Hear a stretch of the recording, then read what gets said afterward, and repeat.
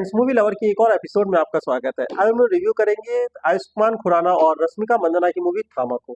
स्त्री 2 के बाद जो हॉरर कॉमेडी का यूनिवर्स बना रहा है दिनेश विजन, उससे उम्मीदें बहुत ज़्यादा बढ़ गई हैं और एक कह सकते हैं कि ये इसके रिलेटिव जो भी मूवीज़ आ रही हैं, एक कॉन्फिडेंट लेवल पहले से मेंटेन रहता है कि नहीं, ये कुछ ये ला रहे हैं तो कुछ ना कुछ बढ़िया ही ला रहे होंगे।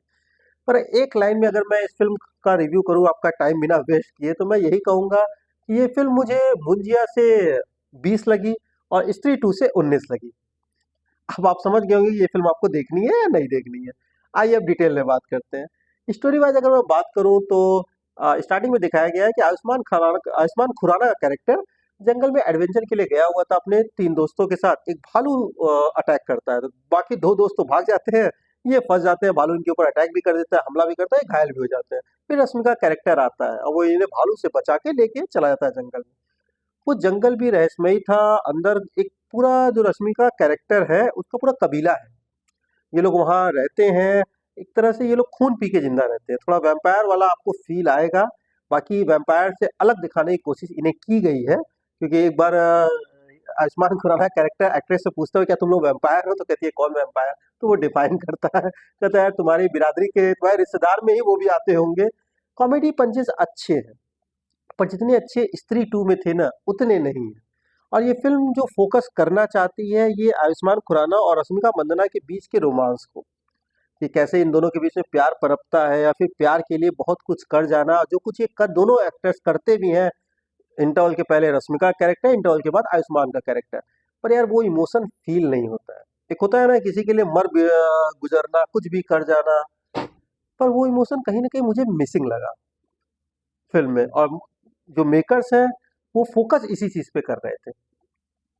थावा मूवी में उनकी जो मेन हाइलाइट थी, कॉमेडी ज़्यादा वो दिखाने की कोशिश कर रहे थे कि ऐसा प्यार जन्म-जन्मांतर वाला, पर वो चीज़ मुझे कहीं न कहीं इमोशनली कनेक्ट नहीं कर पाया। तो इसमें राइटिंग की मैं कमी कहूँगा। कॉमेडी पंचेज़ जिसके भी हिस्से में आए हैं, चाहे परेश रावल हो गए, चाहे आयुष्मान खुराना हो गए, अच्छे हैं, हँसाते हैं, पर स्त्री टूल लेवल के नहीं। स्टोरी आगे बढ़ती है। अच्छा, जो नवाजुद्दीन का कैरेक्टर है, इन लोग की जो कबीला, उसका एक रूल था कि इन्हें इंसानों का ब्लड नहीं पीना है, और वो रूल ये तोड़ देते हैं नवाजुद्दीन कैरेक्टर, तो उन्हें 100 साल के लिए कैद कर दिया जाता है।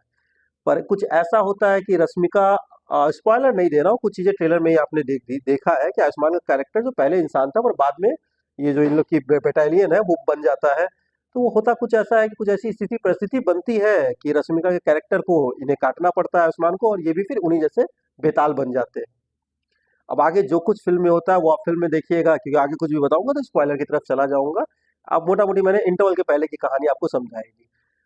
सबसे बड़ी जो माइनस पॉइंट मुझे फ़िल्म की लगी ना, अगर किसी फ़िल्म के आपको मेन एक्ट्रेस और एक्ट्रेस की केमिस्ट्री या फिर जो फाइट सीन है हीरो और विलेन की, उससे बेटर जो फ़िल्म में कैमियो हो वो लगे, तो ये कहीं न कहीं निराशा की बात है।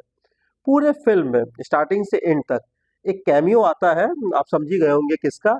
वो फ़िल्म का एक कह सकता हूँ कि सबसे बड़ा हाइलाइट है, और उस सीन के बाद से फ़िल्म को लेके मेरी उम्मीदें बढ़ गई थी कि और कुछ बेटर देखने को मुझे मिलेगा। पर यार मेरे हाथ निराशा लगी, उस सीन के बाद फ़िल्म डाउन ही होती चली गई। अच्छा, इसमें अपने पंचायत वाले प्रहलाद चाचा भी हैं। उनका रोल ट्रेलर से मुझे लगा कि सिर्फ़ एक इंस्पेक्टर का रोल है, पर उनका रोल भी इम्पोर्टेंट है, जो आप फ़िल्म देखेंगे तो समझ जाएँगे। अच्छा, ये फ़िल्म भेड़िया 2 और स्त्री 3 का भी सेटअप बना देती है। तो सबसे ज़्यादा जो कह सकते हैं कि आपका पीक जो मूवमेंट था, वो आखिरी के जब फ़िल्म खत्म होने वाली होती है, तो फिर जो चीज़ें दिखाई जाती हैं, उससे आपके आगे के पार्ट्स का इंटरेस्ट तो बन जाएगा। पर ये फ़िल्म आपको उस लेवल का एंटरटेनमेंट नहीं दे पाती जिस लेवल का स्त्री 2 ने दिया था। तो फ्रेंड, लास्ट में यही कहूँगा कि वीकेंड का समय चल रहा है, फैमिली के साथ आप इस फ़िल्म को एक बार एन्जॉय कर सकते हैं। मैं ये नहीं कहूँगा कि इस फ़िल्म को आप इग्नोर करिए, पर जैसा मैंने स्टार्टिंग में कहा, आपने मुंजिया भी देखी होगी और स्त्री 2 भी देखी होगी। तो मुंजिया से अगर मुंजिया आपको अच्छी लगी थी, तो ये फ़िल्म भी आपको बेटर लगेगी। पर हाँ, स्त्री 2 के लेवल का कॉमेडी कह लीजिए इस फ़िल्म में मिसिंग था। Okay friends, thank you.